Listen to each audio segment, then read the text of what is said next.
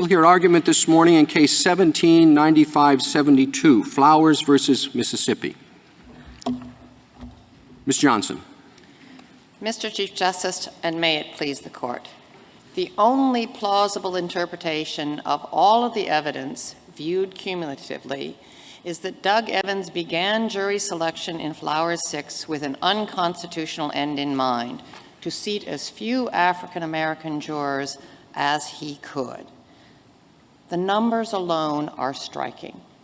In the first 4 trials, Mr. Evans exercised 36 peremptory challenges, all of them against African American jurors. In the 6th trial, he exercised 5 out of 6 of his challenges against African American jurors. If we look at the numbers of regarding his questioning, they are likewise stark. He asked of the struck African American jurors an average of 29 questions. He asked of the seated white jurors an average of 1.1 questions. But these numbers do not stand alone. Mr. Evans was twice found to have discriminated on the basis of race in the exercise of his peremptory challenges against African American defendants in trials of the same case against the same defendant. There is no one who has a record of discrimination, adjudicated discrimination, like that of Mr. Evans.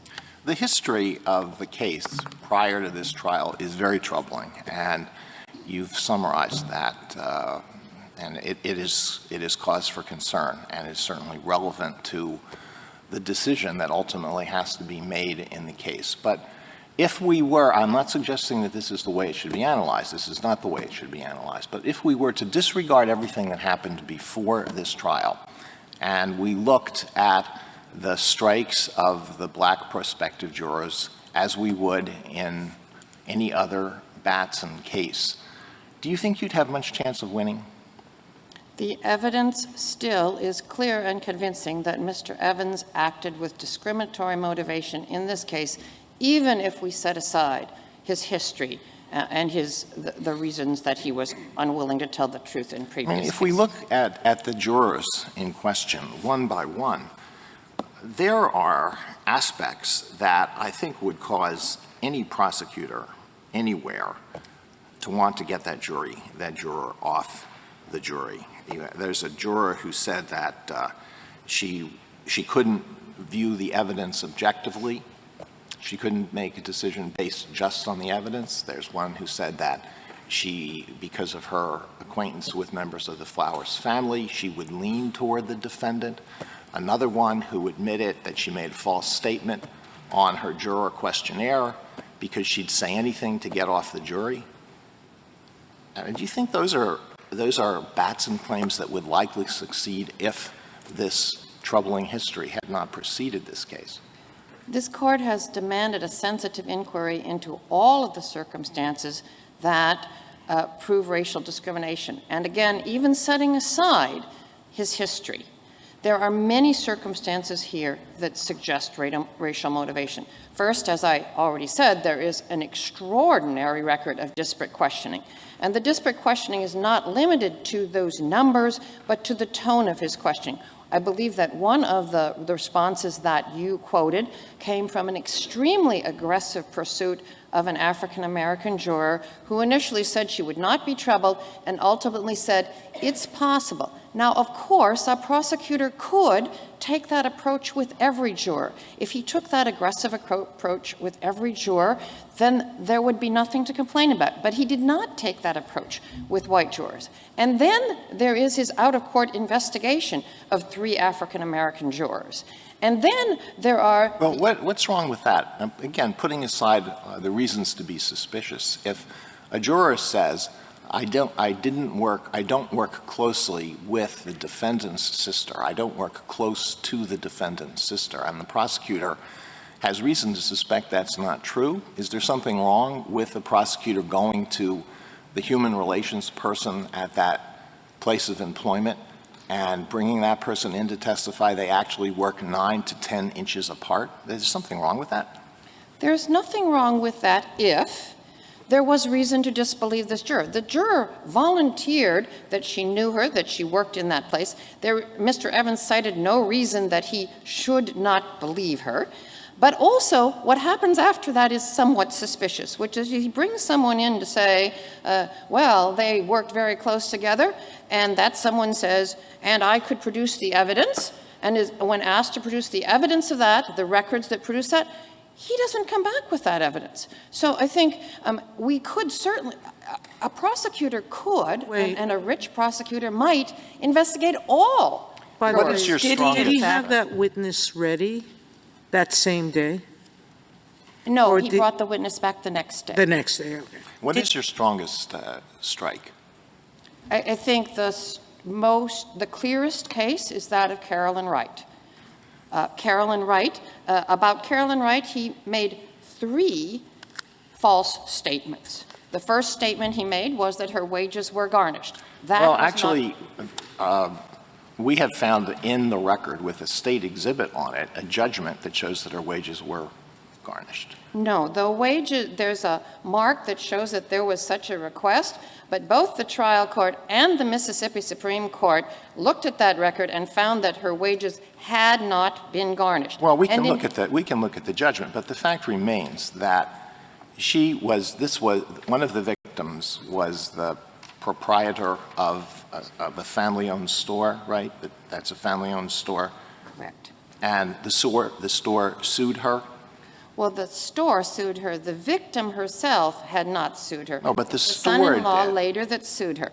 But normally, wouldn't that, again, put aside the history, but we can't, in the end, we can't do it. But if you did, don't you think a prosecutor or any attorney would be very wary of having a juror who had been sued by one of the parties?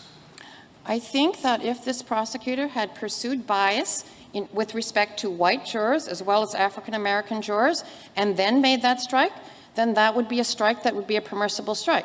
But in fact, he didn't do that. So first of all, I do want to notice that this was one of 4 victims. It does seem rather unlikely that a person in a quadruple homicide case would be biased by a subsequent suit of one of the relatives. But even if we thought that that were true, one would have imagined that the prosecutor would have inquired about bias with respect to the other victims. Wasn't there a question asked of the entire array of whether they had any debts to the store? Yes, but there was no question asked about suits or disputes with the other 3 victims, nor was there an inquiry into bias that I think any rational prosecutor would have made, if concerned truly about bias, which was lawsuits, prosecutions of the jurors and their close relatives by his office. The prosecutor made no inquiry about that. If you were worried about bias, you would be worried about that. Did he even ask Ms. Wright how she felt about that suit and whether it would affect her in this case? In fact, she was asked about the suit, and when she was asked about the suit, what she said is that she had paid the debt and that she had no ill will toward the Tardys. And indeed, if we follow up on this reason, I think this reason is especially suspicious because he cited the same reason with respect to Edith Burnside. So first of all, he cited with respect to Edith Burnside, he repeated the false statement that her wages had been garnished, despite the fact of having been called by the trial court on it the first time. And then he said that he was striking her in part on that basis. But Ms. Burnside had... Can you go back and just slow down a second? You said to Justice Alito that record in that state record that says something about garnishment, that the state courts found that was not adequate. Could you explain why not? Well, That judgment in the record, what is it? Or judgment- it's not it's a form in the record, but what does it mean? form in the record reflects a suit, and there's a little check by garnishment, but if you look at the order at the end, there is no garnishment order. The trial court looked at that, and the Mississippi Supreme Court looked at that, and I think they are the experts about what their documents mean, and they said there was no garnishment. What if it turned out there were a garnishment? How would that affect your argument, if at all? Well, then that would mean that he only made 2 false statements about juror Wright. The two false statements were that she knew Flower's sister Cora and that she knew Flower's sister Sharita. So then there would be two. But if I could go back for a moment to Ms. Burnside when he repeated this story, I think the pretext of this reason is apparent when we look at Ms. Burnside. Ms. Burnside worked for Miss Tardy. Miss Burnside worked for Miss Tardy caring for her mother. Miss Burnside was helped during her divorce by Miss Tardy. So whatever she might have felt negative about the son-in-law, the feeling she would have had about the victim herself could only have been positive. And yet he cited this same reason. When we look at that, what we see... Didn't Juror Burnside also say repeatedly she didn't want to judge anybody? No, she did not. Oh, Juror Burnside said Yes. that she did not want to judge anyone. She did say that. But I think You think that's not a legitimate reason for striking a juror who's going to have to judge whether someone who's accused of a serious crime is guilty or not? That is a legitimate reason for striking a judge. I'm sorry, for striking a juror.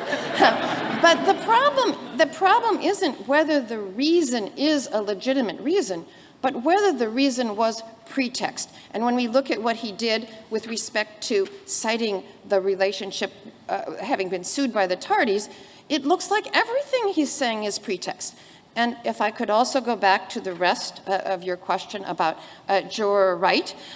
So there were 3 misrepresentations with respect to Juror Wright. They also cited the number of defense witnesses that she knew, but the prosecutor, Doug Evans, did not question prospective white jurors Waller, Lester, Blaylock, and Fields about their relationships with with defense witnesses, nor did he strike them when he had an opportunity to do so. But isn't it true she also worked with the defendant's father?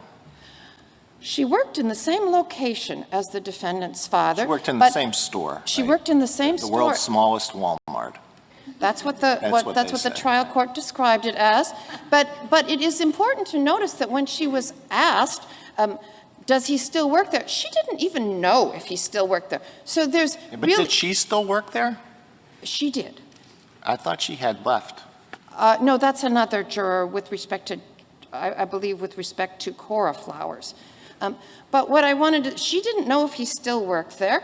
But Compare her with Pamela Chasteen. Though that comparison is the one that I'm most interested in. I was about to do that.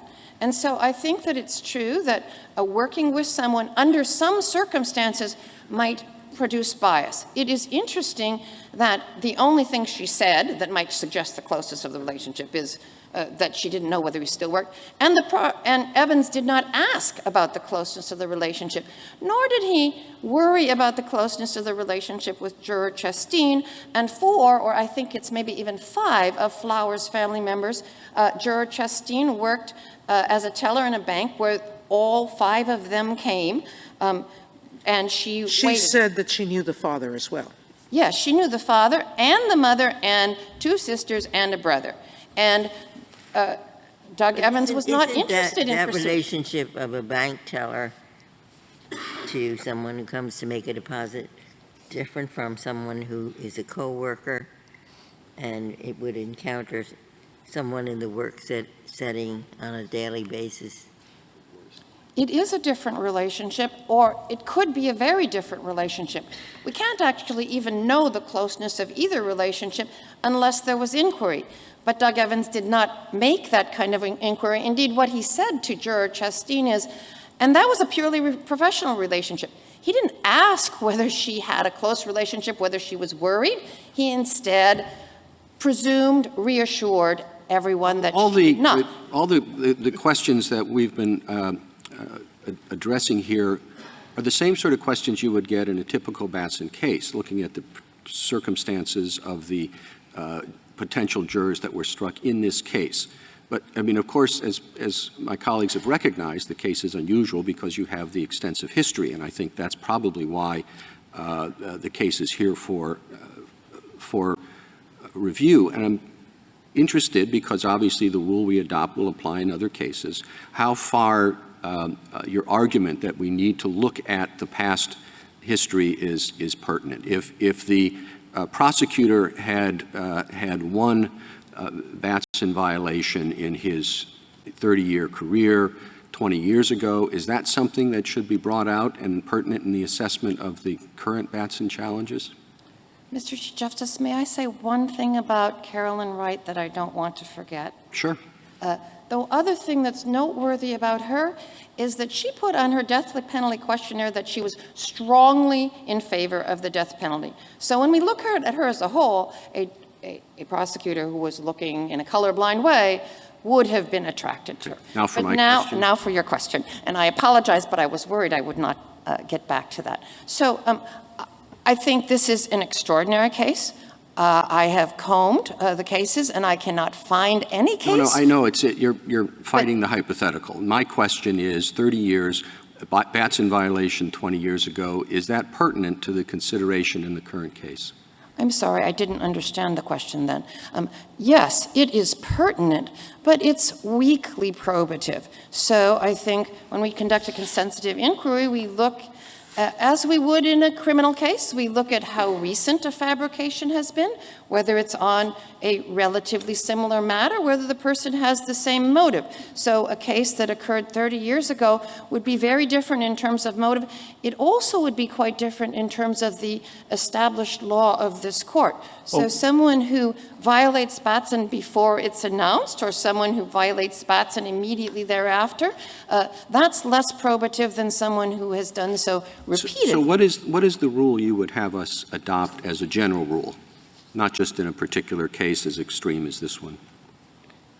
The general rule is a rule that you have already adopted, which is that in Stage 3, every factor that bears upon credibility is relevant. So that's the general rule, and I suppose if we say that in another way, the Mississippi Supreme Court asked only the question of, is there a reason for this juror left standing that is not contradicted by the record and exactly matched by a white juror? And that's not the right rule. The right rule is a sensitive inquiry. Your turn. No, you go first. All right. Justice Gorsuch. So I want to pursue the Chief Justice's question just a little bit further, so I can understand what you'd have us do in the next case.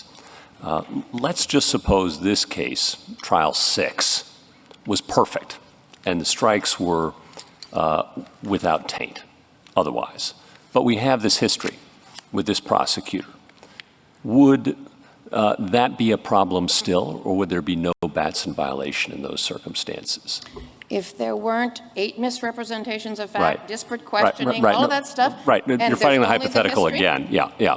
The hypothetical is, let's suppose that in this case, there were strikes, but they were explained by non-discriminatory reasons. And there were no other. Yet we have this prosecutor with this history.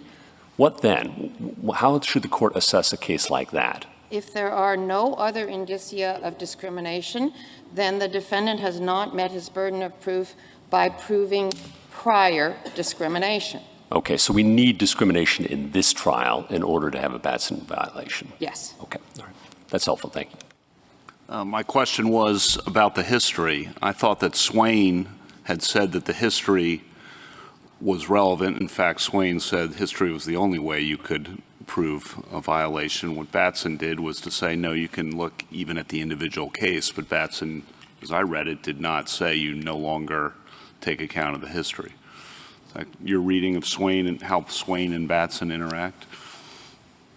I think that's entirely correct, Your Honor. Even in Swain, history was relevant.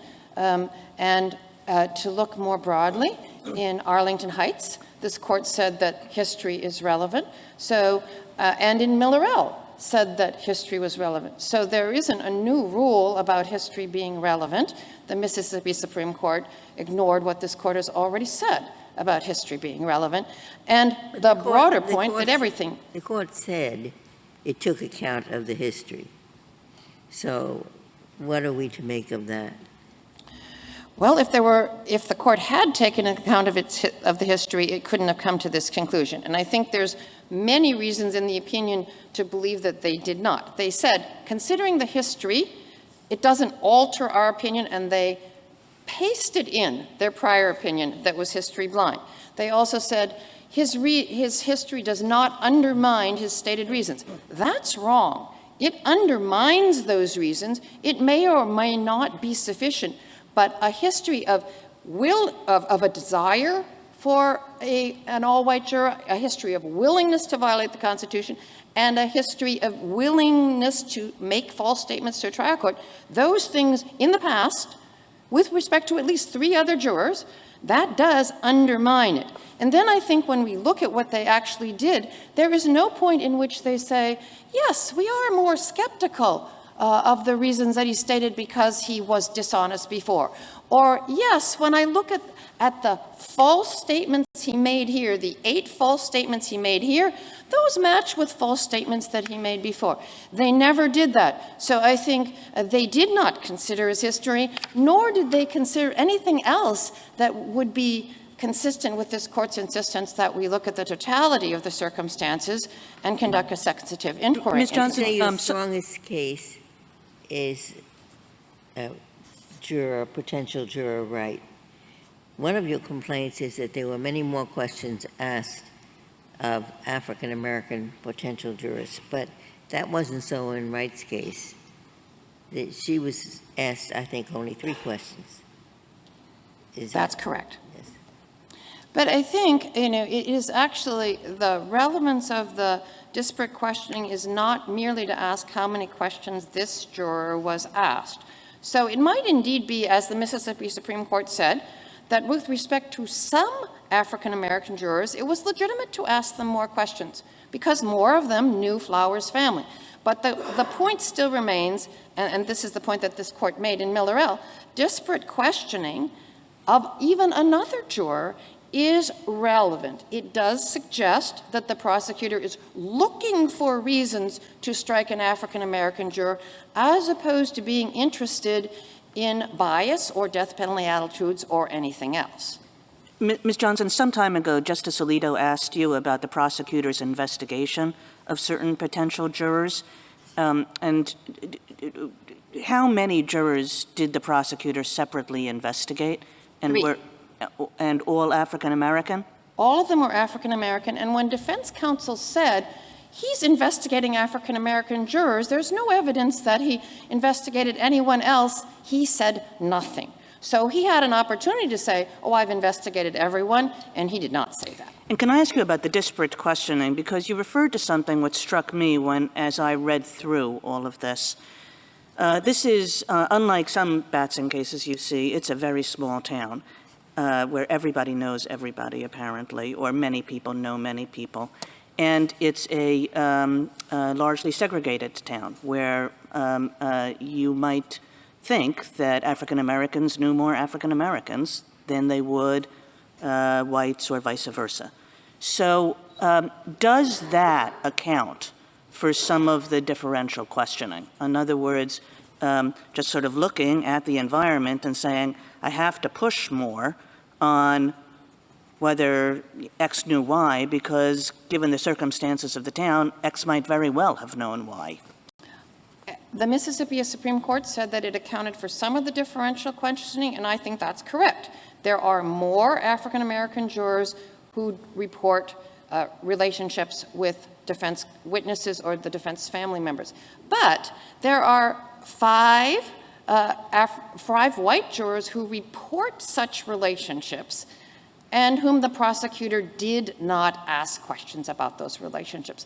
So when you said such relationships, were they relationships because of working at the same place or living in the same neighborhood in the case of the white jurors?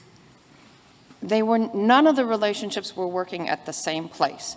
But when he was asked, when they were asked in group voir dire about whom they knew, white jurors responded that they knew defense witnesses, and they were not questioned about those witnesses. So we can't really know what the nature of those relationships are if we don't ask questions. Do you have those names, or is that in your brief someplace? It is in the brief, but it is Waller, Lester, Blaylock, and Fields, as well as Chasteen. I found it strange but maybe you can, or unusual, I should say, not strange, unusual, that there were some white jurors who had people accused of crimes in jail, relatives accused of crimes in jails. Were there any questions about how that affected those white jurors? No, there were no questions about that at all, of 3 of them, and I think a very brief question for 2 of them. And I think that goes to the question of, was he really investigating bias when he asked this question about being sued by Tardy Furniture? If you're really investigating bias, you would be concerned about bias against your office, and he was not interested in that. With the court's permission, I will reserve the rest of my time for rebuttal. Thank you, counsel.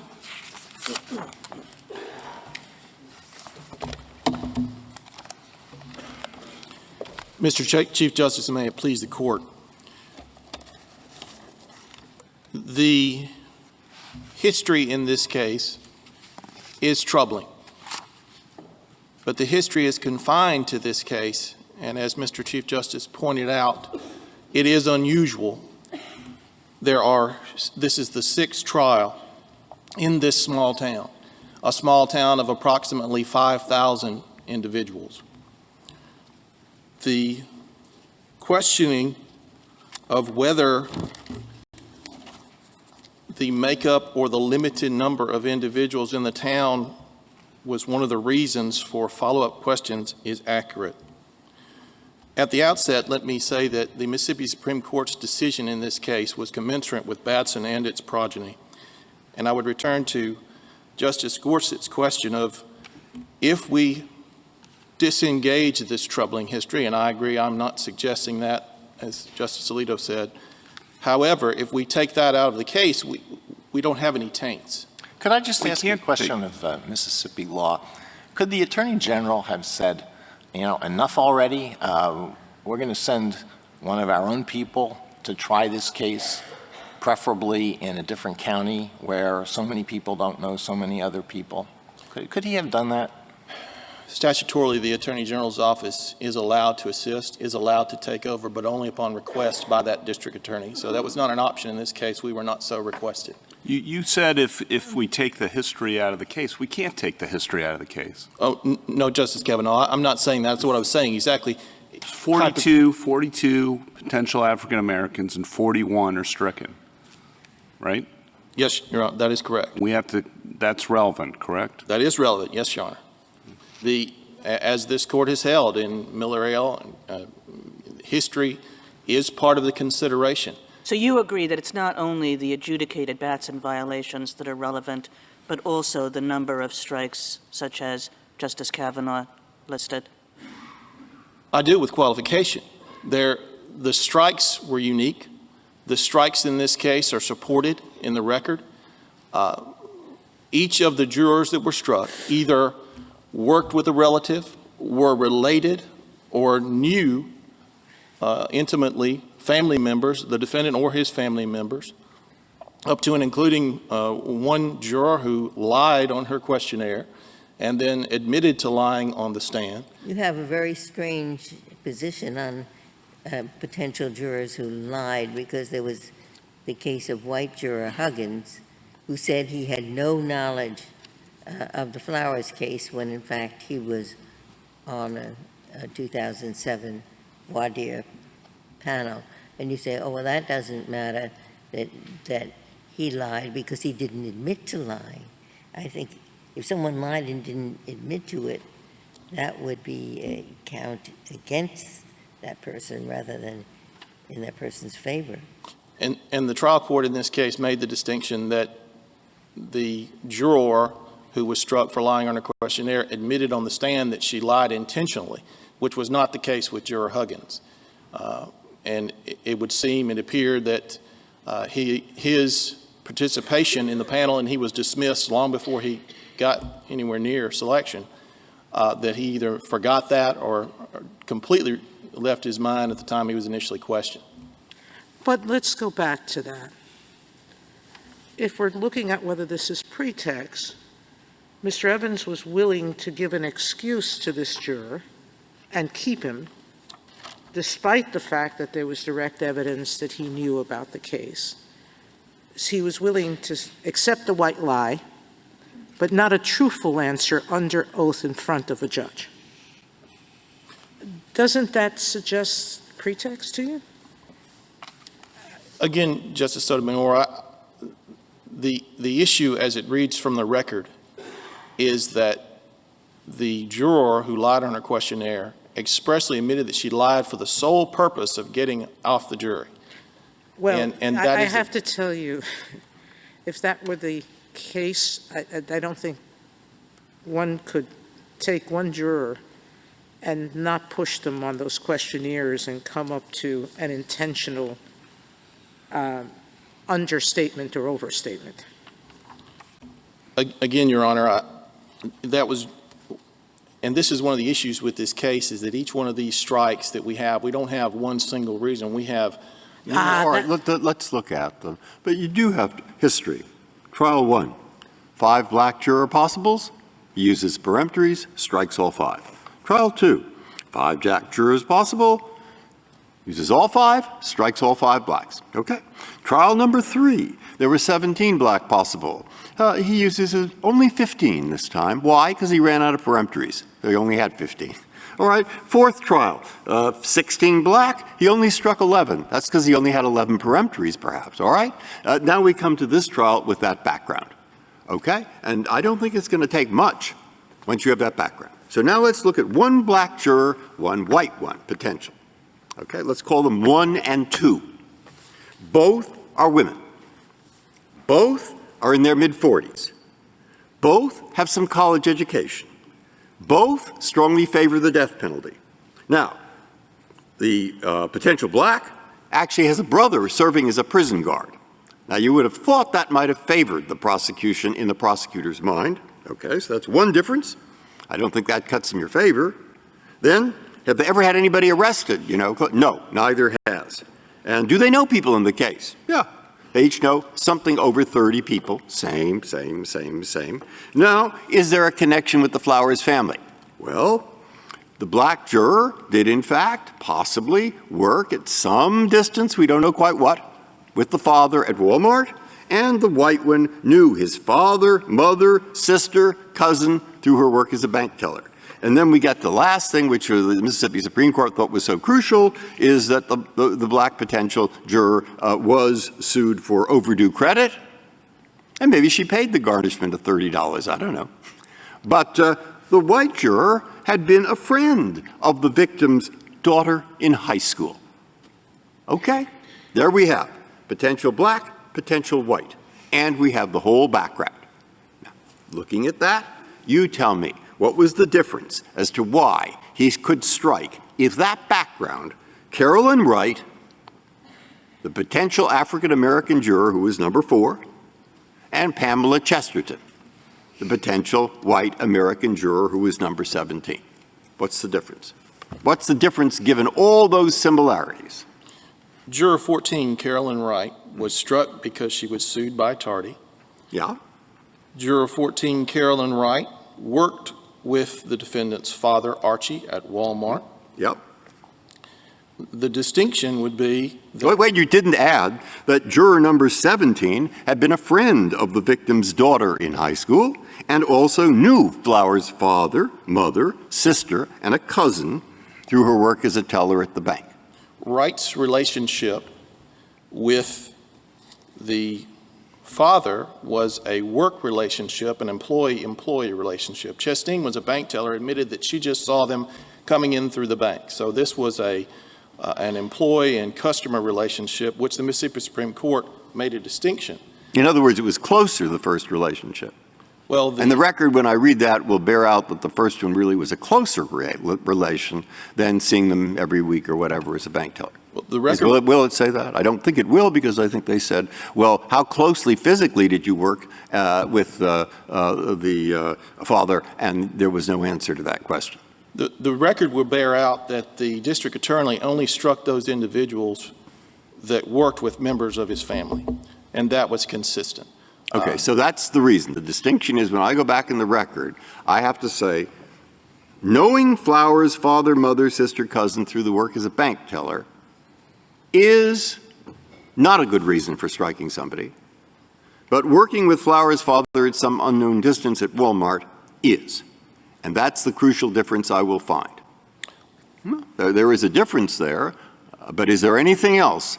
Because after all, I have the history, plus now I've narrowed it down. That's why I asked. I've narrowed it down to that being the difference. Again, Justice Breyer, I would also say that one of the differing things was that she was sued by Tardy, Yes. which was a theme Right. with at least And one so I other. also should look at that and then decide whether that really is more significant than the fact that number 17 was friends with the victim's daughter in high school. You know, sometimes you're friends with your high school pals you don't forget. So those are the two things I should look at. Is there anything else? I think that's enough, Your Honor. Well, I do too. In many respects, Mr. Davis, Ms. Wright is a perfect juror for a prosecutor, right? She strongly favors the death penalty. Her uncle is a prison security guard. Her relative is the victim of a violent crime. Except for her race, you would think that this is a juror that a prosecutor would love when she walks in the door, isn't she? Not if she works with the defendant's family, and not if she was sued by the workplace of one of the victims. And that's the distinguishing factor here. I don't want to imply, I'm sorry, that you have directed me to the two relevant parts of the record, and before I make up my mind definitely, I will read those two relevant parts, both sides. Okay? Again, counsel, again, we're sort of conducting this as if it were one case. And in terms of a broader rule, do you recognize, or do we recognize in our precedent, any restriction on the prior history that can be brought up with respect to a current case?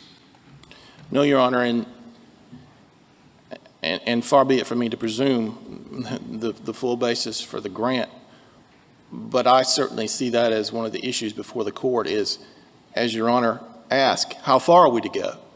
And what does it matter? What part does that history play? But my point is, is there anything in our precedent that suggests that there ought to be a limitation on looking to the history of the prosecutor involved? There's no limitation on the history. I think certainly the precedent says that you have to consider it. I'm not aware of any language in Batson and its progeny for this particular circumstance where we have 6 trials by the same district attorney. I'm not aware of any. This is a unique situation in that regard. And along those lines, Justice Breyer's pointed out a dichotomy that in other circumstances might be explicable by an innocent reason. But if all of the history is relevant, as you acknowledged, what light does that shed on what otherwise might appear to be an innocent strike? And what rule would you lay down? I know that's hard to do, but we're presumably taking cases to guide future disputes, not just to resolve this one. How would you write that rule as to the relevance of the past information when we're looking at the current trial? In responding to that, Your Honor, let me say that when we use the word history, we are limiting it to this case. This district attorney in his over 25 years of experience, having searched for additional cases and no case is cited by the petitioner outside of this case in regards to a Batson violation. So the history is limited here. The question then is what to do in a case like this. How much does the specter of those 2 prior violations come into play in the analysis in this? I think it certainly has to be looked at. I believe the trial judge... Is it just the specter of the 2 violations? Weren't there 2 cases that were overturned or in which prosecutorial misconduct, at least the first, was overturned on prosecutorial misconduct? They didn't even reach the Batson challenge. Yes, Your Honor. But doesn't that tell you something about this man's passion for this case? I don't even need to call it anything else, but doesn't that tell you how you should be looking at this case? I can't speak to his passion for the case, Your Honor. I can speak to his pursuit of conviction in this, in the sense of the 6 trials, in which there were. But he didn't, I understand he didn't ask the Attorney General to step in, which he could have, to prosecute the case. But I understand he lobbied 2 legislators to try to change the venue legislatively. Is that correct? That's my understanding, Your Honor. So he could try the case. Well, try the case outside of Montgomery County. Instead of getting the Attorney General to try the case. And I would again reiterate. In his own county. Yes, Your Honor, and we are strictly prohibited from interjecting ourselves in cases we tried, not in this case, but in another case, and our Supreme Court said In Batson, can't do that. Sorry.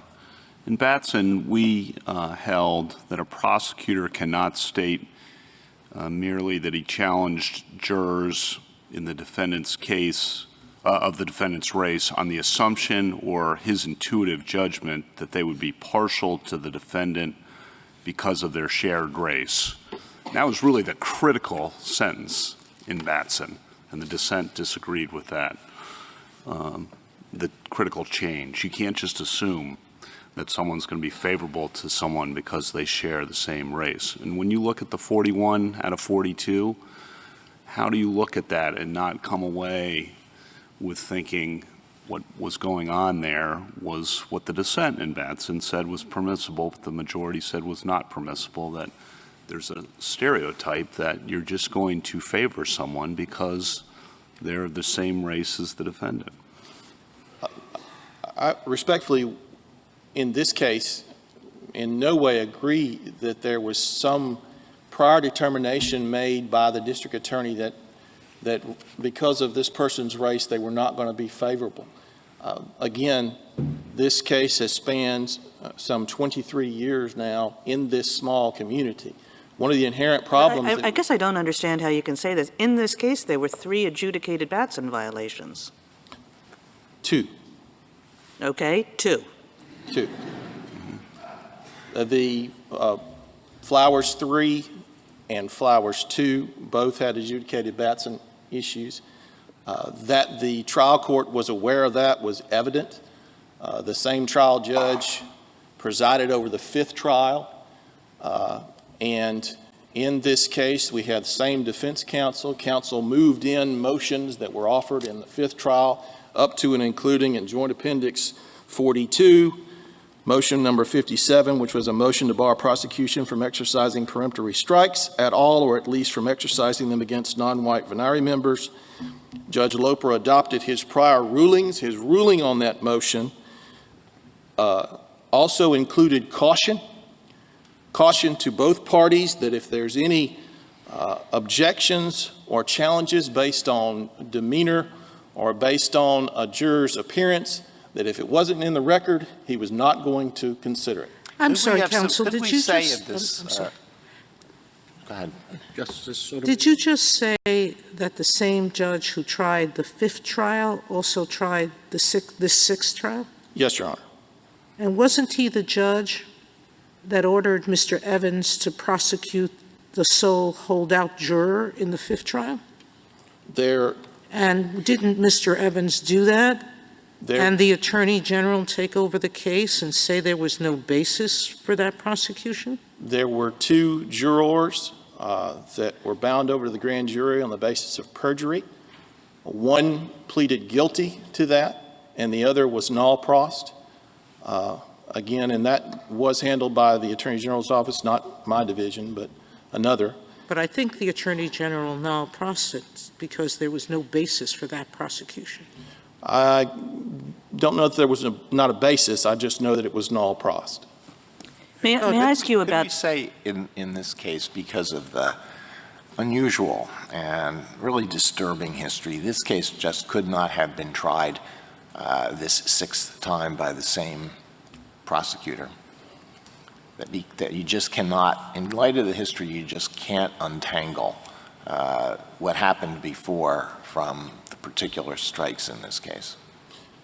But again, Your Honor, hindsight's 20/20. I was not involved in any consideration on that.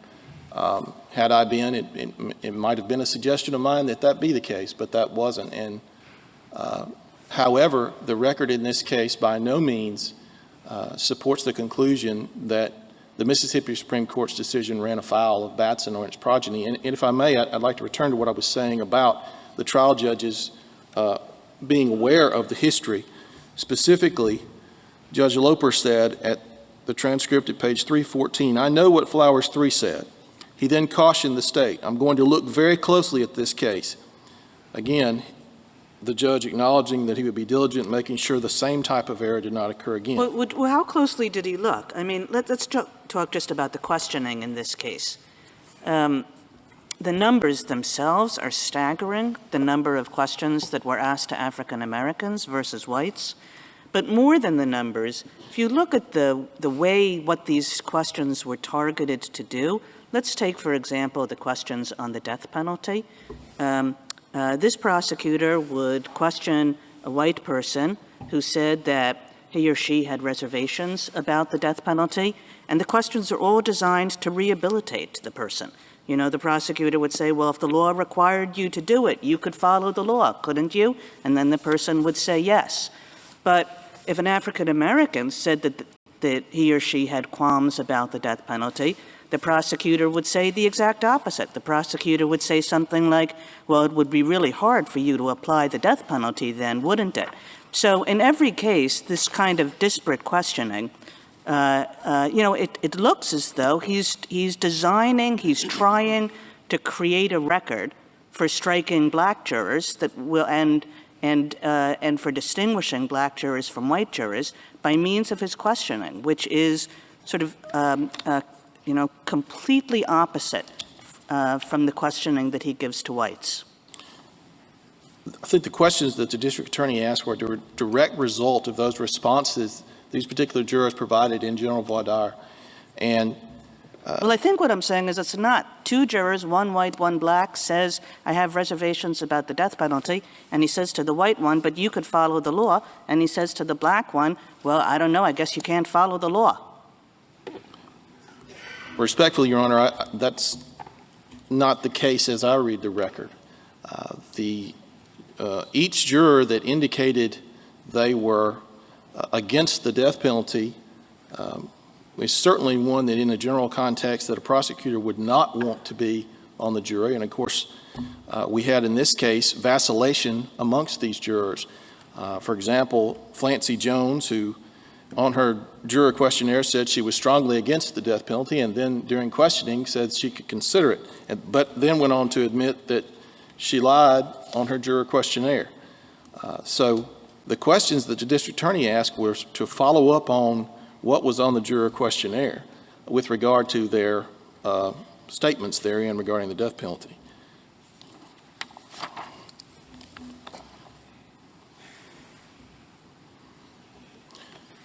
In this case, the record itself shows that the district attorney offered valid race-neutral reasons for each strike. Each strike was considered by the trial court, who had made the parties aware of that he was aware of the history of the case, and the record supports that all the jurors that were struck because they were either sued by Tardy Furniture, they were either related to the defendant or friends with, or had worked with members of the defendant's family. And these are all valid race-neutral reasons. But there were no questions of white jurors who said they had a relationship with defense witnesses. There were no follow-up questions for them. They just said, yes, they knew defense witnesses. The only, to my recollection, Justice Ginsburg, is Pamela Chastain, who indicated that she knew Flowers' family, but only because she was a bank teller and she'd seen them come in. Again, that was a general question. We don't know what the relationship of the others were because they weren't asked. They said they had a relationship with defense witnesses, but they weren't. asked what is the relationship. I'm sorry, I misunderstood. Regarding the ones that said they knew these witnesses in the case, Your Honor, yes, and the Mississippi Supreme Court noted that there were, and again, this is part and parcel of the issue with this unique case is, 5,000 people in the town. Everybody knows everybody, and everybody knew everything about the case. And the Mississippi Supreme Court noted that these witnesses on both sides knew numerous witnesses for both the prosecution and the defense, and that is, of course, but one part of the analysis. You have to look at the reasons that were offered by the district attorney, and in this case, they all support the strikes that were made. Part of Batson was about confidence of the community in the fairness of the criminal justice system, right? Yes, Your Honor. And that was against a backdrop of a lot of decades of all-white juries convicting black defendants. Swain said, let's put a stop to that, but really didn't give the tools for eradicating discrimination. So you had another 21 years of that until Batson. And then Batson said, we're going to give you the tools to eradicate that so that not just for the fairness to the defendant and to the juror, but the community has confidence in the fairness of the system.